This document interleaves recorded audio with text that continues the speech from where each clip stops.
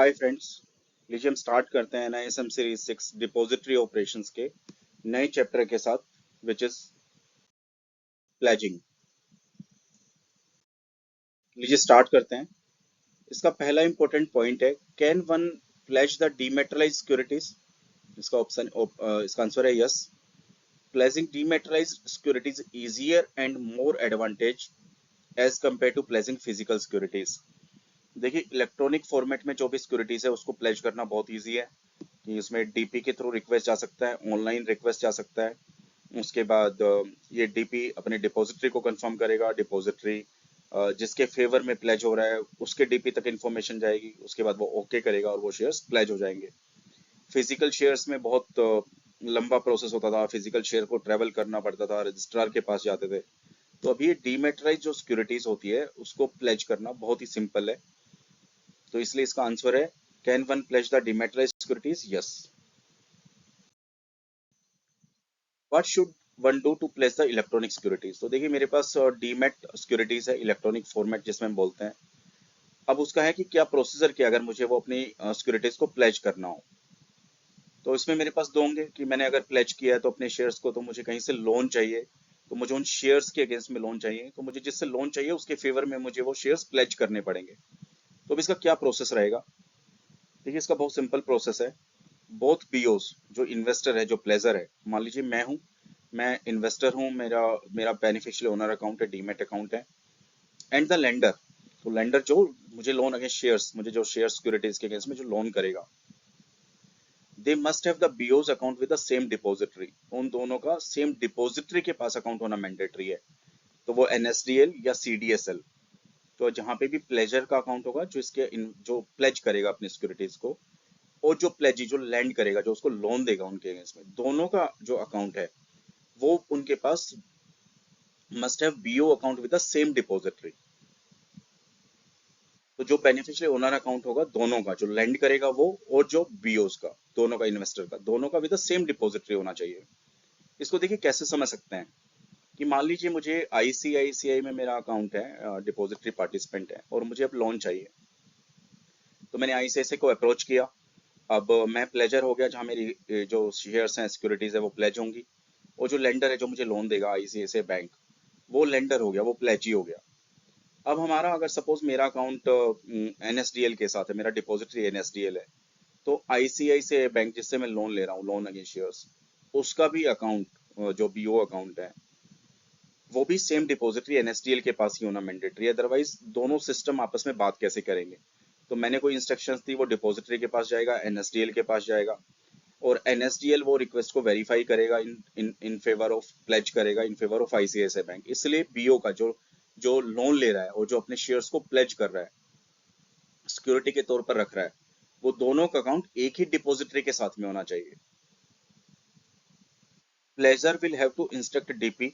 तो प्लेजर क्या करेगा? तो मान लो मेरे पास शेयर्स हैं 1 करोड़ रुपए के, तो मैंने वो 1 करोड़ रुपए के शेयर्स लिए और अपने DP को इंस्ट्रक्ट कर दिया कि मेरे इन शेयर्स के ऊपर प्लेज कर दीजिए in favour of so and so, जिससे मुझे लोन लेना है। तो वो एक प्रेस्क्राइब फॉर्मेट है जिसको हम बोलते हैं प्लेज रिक्वेस्ट फॉर्म, और with the details of securities. तो वहां पे सिक्योरिटीज का डिटेल चला जाएगा उस फॉर्म पे, और वो उन सिक्योरिटीज के लिए मैं अपने DP को इंस्ट्रक्ट कर दूंगा कि वहां पर ये प्लेज की रिक्वेस्ट है। द लेंडर जो प्लेजी है has to confirm the request through his और हर DP। अब जो मुझे लैंड कर रहा है, लेट्स सपोज ICICI बैंक कर रहा है मुझे लैंड, तो वो अपने DP के थ्रू, वो अपने DP के थ्रू वो कंफर्म करेगा प्लेजी को कि हाँ ये शेयर्स प्लेज होने हैं, सिक्योरिटीज प्लेज होनी है, यही ऑर्डर किया है। This is done.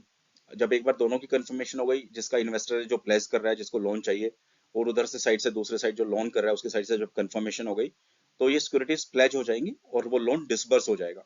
तो जब जैसे मेरी सिक्योरिटीज प्लेस होंगी in favour of the lender, वैसे ही मुझे वो लेंडर मुझे अपना पैसा मेरे को लोन की तरह दे देगा।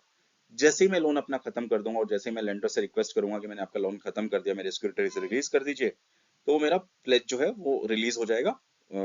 मेरा जो लेंडर है वो रिक्वेस्ट करेगा अपने DP को, और उसके बेसिस पे मेरे रिलीज हो जाएंगे शेयर्स।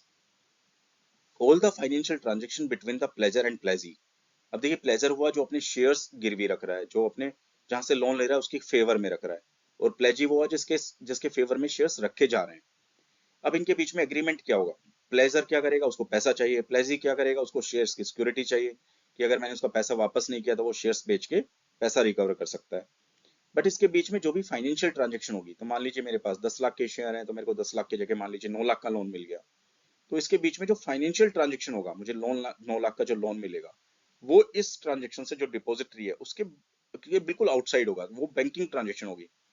तो मैंने एक तरह से अपने साइड से जाके अपने डीपी को रिक्वेस्ट कर दिया कि मुझे आईसीआईसीआई बैंक से लोन अगेंस्ट शेयर्स चाहिए। मैंने एक रिक्वेस्ट फॉर्म भरा या मैंने इंस्ट्रक्शंस दी ऑनलाइन, उसके बेसिस के ऊपर आईसीआईसीआई बैंक के फेवर में वो मेरे स्टॉक्स गिरवी हो गए। जैसे ही आईसीआईसीआई बैंक ने अपने डीपी को कंफर्म किया कि हाँ ये शेयर्स हैं और ये प्लेस की रिक्वेस्ट है, तो दोनों की साइड से कंफर्मेशन होने पर वो शेयर्स प्लेस हो गए, सिक्योरिटीज प्लेस हो गई। और जैसे ही वो प्लेज हो गई, वैसे ही मुझे लेंडर ने, आईसीआईसीआई बैंक ने मुझे लोन दे दिया। ये प्रोसेस होता है किसी भी शेयर्स को प्लेज करने का।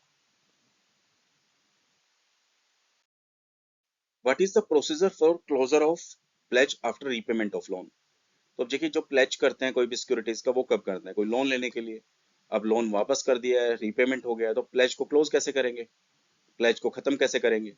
तो आफ्टर रीपेमेंट ऑफ लोन, तो जैसे मान लीजिए मैंने आईसीआईसीआई बैंक से लोन लिया था, मैंने उसको आपका उसका लोन वापस कर दिया, तो pledgor can request for a closure of pledge by instructing the DP in is prescribed format. तो मैं अपने डीपी के पास जाऊंगा, एक फॉर्मेट में रिक्वेस्ट करूंगा और बोलूंगा मेरा प्लेज क्लोज कर दीजिए, मैंने अपने लेंडर को पेमेंट कर दी है।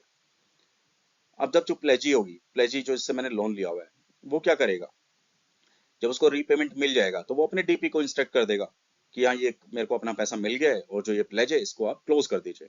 तो वो प्लेज जो सिक्योरिटीज प्लेज थी वो सारी रिलीज हो जाएंगी और प्लेज हट जाएगा और वो प्लेज क्लोज हो जाएगा। तो बहुत सिंपल प्रोसेस है। तो इस तरह से लोन रीपेमेंट होने के बाद जिसने लोन लिया था, जो प्लेजर था, वही अपने डीपी को रिक्वेस्ट करेगा।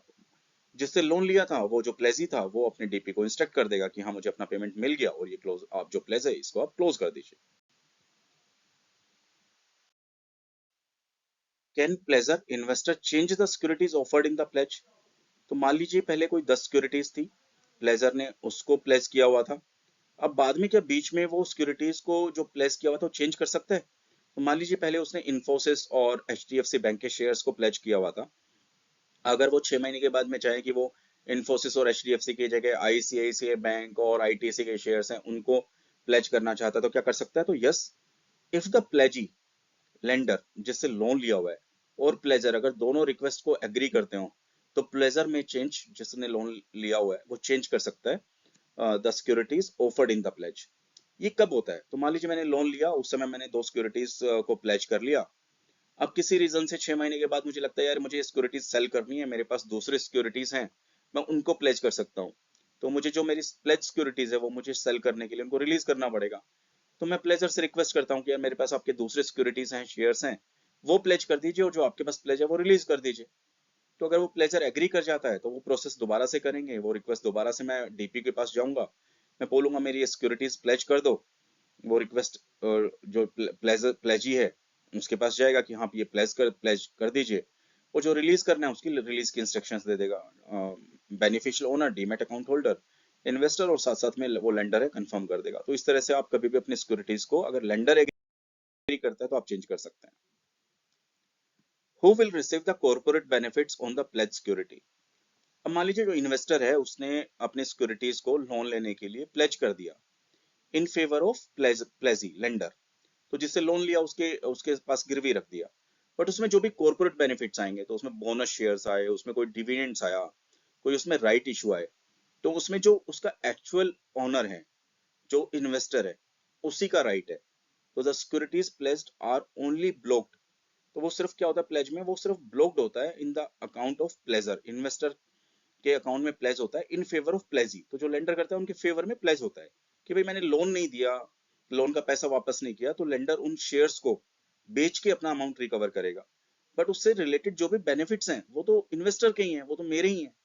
तो जो उसके बोनस इश्यूज आएंगे, उसका डिविडेंड आएगा, वो सब इन्वेस्टर को ही मिलेगा, जिसने लोन दिया उसको नहीं मिलेगा। The pledgor would continue to receive all corporate benefits. तो जो प्लेजर है जिसने लोन लिया हुआ है उसको सारा का सारा जो भी कॉर्पोरेट बेनिफिट्स है सब उसी को ही मिलेंगे। तो इसमें प्लेज में आज तक के मैं यहीं तक। Again at last, thank you very much. और अगर आपको ये वीडियो पसंद आई हुई तो प्लीज उसको सब्सक्राइब करना और लाइक करना मत भूलिएगा। Thank you very much.